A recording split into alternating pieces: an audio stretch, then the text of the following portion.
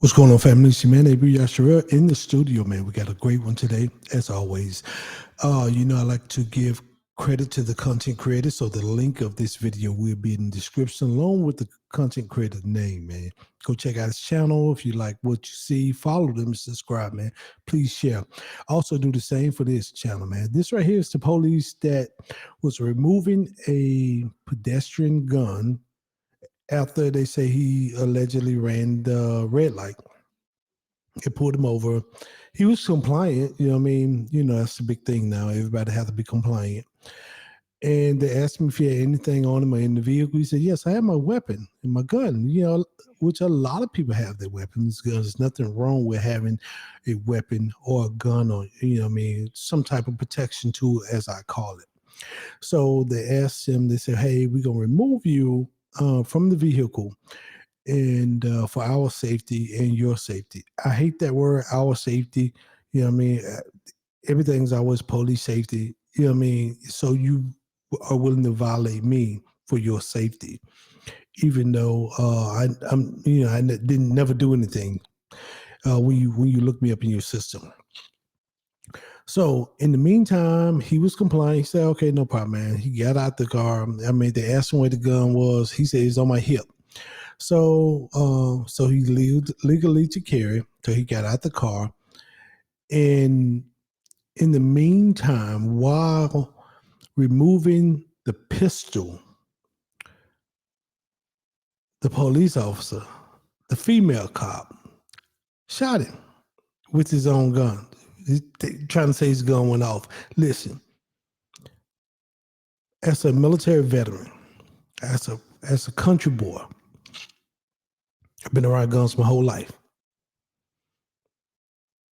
Everybody know when removing a gun or handling a gun, you keep your hand away from that trigger. Or if you handle a revolver, keep your hand away from the trigger and the hammer. You know that. That's just gun safety 101. Even when you training or practicing, it's gun safety 101. Moving this particular gun from this driver's hip, it went off, shot him. It looked like it's a semi-automatic, so you had to pull that trigger in order for that gun to fire. I know some people say, well, some guns will just go off, man. You could save all of that rhetoric. Let me say that. Save that, because I've handled and been around guns my whole life. And I can't lay my gun on my dresser and be like, fire. It ain't gonna fire. Kind of see what I'm saying? So in the meantime, I heard moving this gun. The gun went off, shot this guy, and they did put a tourniquet on. They tried to get to it, but the carelessness of this police officer, man, is almost like it was intentional. So with no further ado, I'm gonna get into this video and y'all let me know. You okay? This man was just accidentally shot by a cop. You okay? I appreciate it, man, being very honest. Oh,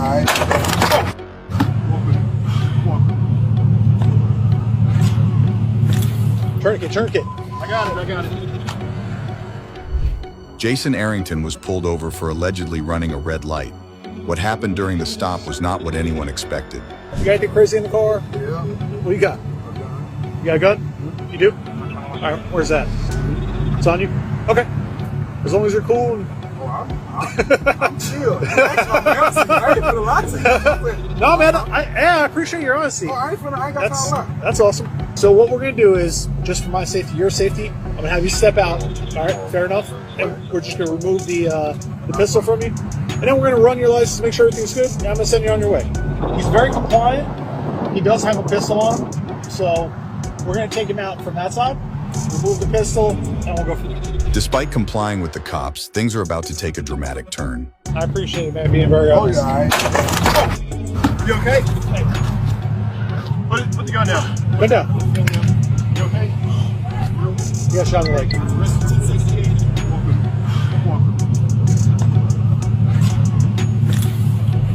ahead. Should have Mike with a gunshot to his leg. Tourniquet. I got it. Wiper, you good? Yeah, I'm just trying to get this thing off. Hang in there, brother. Rescue's coming. Rescue's coming. I gotta crank it down on him, man. I gotta stop. I gotta crank it down, man. It's gotta stop. Hey, we gotta do that, brother. Stop the bleeding, all right? Hang in there. They were trying to get the gun off me. He went off and shot me in the leg. Just that's hurt, y'all. No, it's gonna hurt. Jason Arrington was taken to hospital and treated for his injury.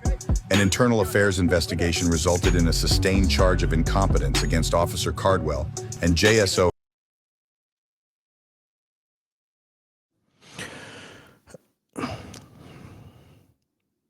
They charged her with incompetence. She probably, I think she got fired. She ended up getting fired when I looked at the update.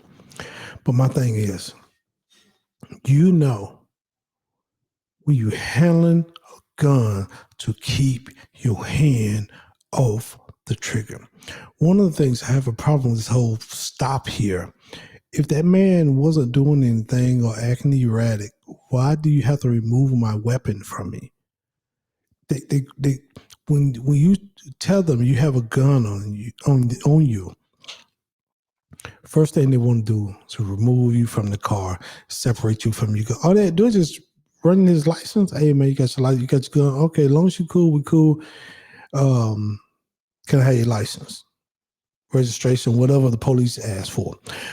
Go run his stuff. If you come back clean, either you get him a ticket for running the red light, but you got to separate him from the vehicle for your. It's always a police safety.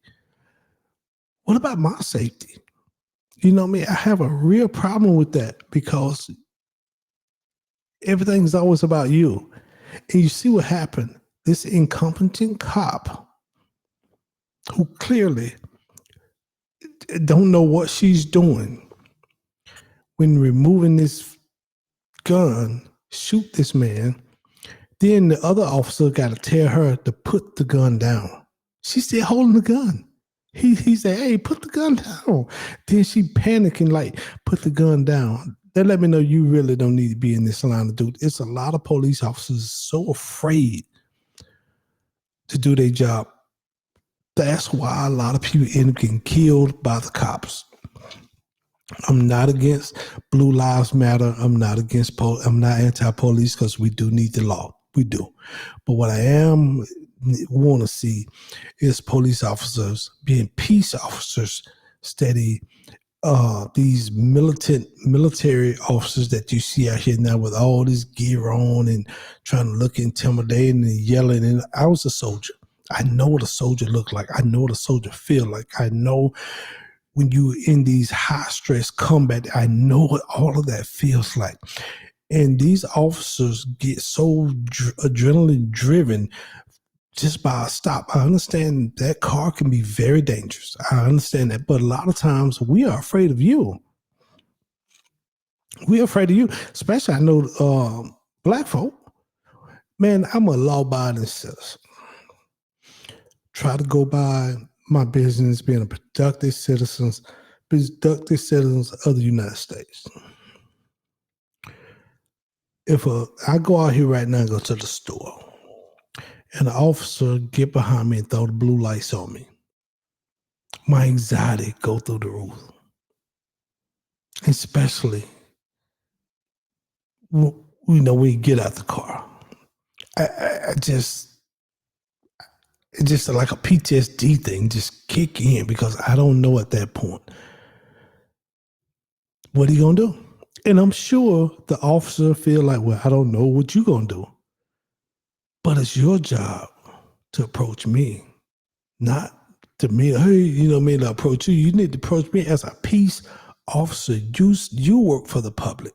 You work for the state or federal or local or city, local government or city. So what I do, I have anxiety. Every time I ever been pulled over, every time. You know, maybe they ain't like nothing, like this cop gonna make it better. Now once the cop come and I see pretty much okay, I kind of calm down, but a little bit, I'm gonna comply without violating my civil rights. Now we ain't gonna violate my civil rights. I could care less about that. I'm not doing that. You know what I mean? I got resources to get a lawyer. That's the case. We can get some lawyers here. You know what I mean? And handle this thing out of y'all go on down and then you'll be sued. Like in this particular case here, being shot by this officer, that's a healthy lawsuit, man. Healthy. This dude probably gonna walk away with millions. And I hope he don't have, he probably gonna have some type of disability from that. Being shot. He probably gonna have some, so it's a long term effect of this police negligence against this person. So if there's any cops out there, let me ask you all something. If you pull me over, this is for the cops only, or anybody who been in, if you ain't a current cop, you're a previous cop, if you've been in law enforcement, why is it so important to remove me from the vehicle when I tell you I have a weapon on me? When I grew up, I used to see a lot of countrymen have rifles across their back windshield, back glass window. In the state of Georgia where I'm at, I don't know, it's a lot of states, I don't know the laws, gun laws of a lot of states, but the gun, a pistol, is an extension of your home. You can have a pistol in your car. If you got your CCWs, you can have it loaded. But I think even Governor Kemp now, when he signed that bill, I think a year or two ago, you can have it loaded, without a CCW. Only thing the CCW, and that's for those who don't know, that's a carrier permit. Only thing that do is help you take it across state lines. Like you could take your gun to Florida, South Carolina, and if the reciprocity laws lines up, the same laws applies to Georgia, apply to you in Florida with your weapons. So, but why do y'all have to remove me from my car and remove my weapon from me? I don't, most people don't like nobody to touch their weapon. It's like a biker. It's like a motorcyclist. When I'm around bikers, they don't like nobody to touch or sit on their bike. So a lot of gun advocates and people who have guns and practice with their guns, and they don't like people to touch on them. I understand y'all the police, but I don't like for you to touch my weapon. I don't like for nobody. I don't even like for my wife to grab my pistol, and she don't like for me to grab hers, because we are trained to handle our particular weapon. Now we will switch out and she'll shoot mine and I'll shoot hers, but then I get back, I'm like, man, I gotta make sure my gun is right. So most people, gun advocates, don't like people to handle or touch their gun. So if I'm a law-abiding citizen, when you run my information, they remove this guy from the car before they even ran his information. If I'm a law-abiding citizen, don't have no warrants, ain't got no violent offenses on my record, why is it necessary to remove me from the car and remove my weapon from me? You know what I mean? So if you're a law officer, answer that question for me in the comments. I greatly appreciate it. Like I said, the link to this video will be in the description along with the name of the content creator.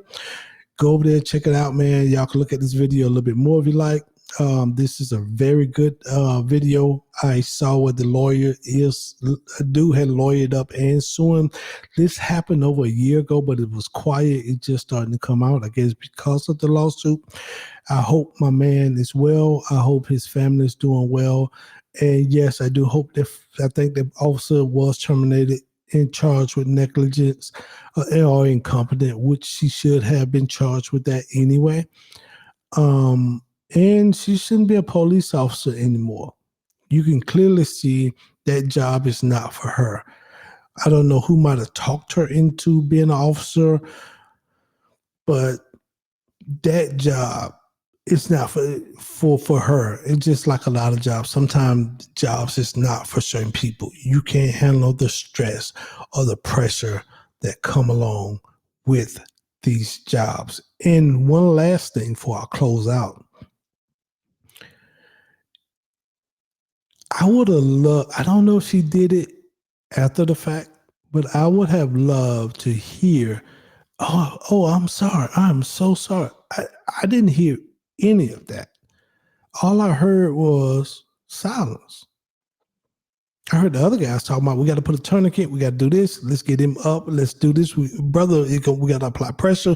I didn't hear this officer say, you know what, I am so sorry. My apologies. Nothing in the heat of the moment. And with that said, man, I'm Abrew Yashar'el. Peace and shalom, everybody.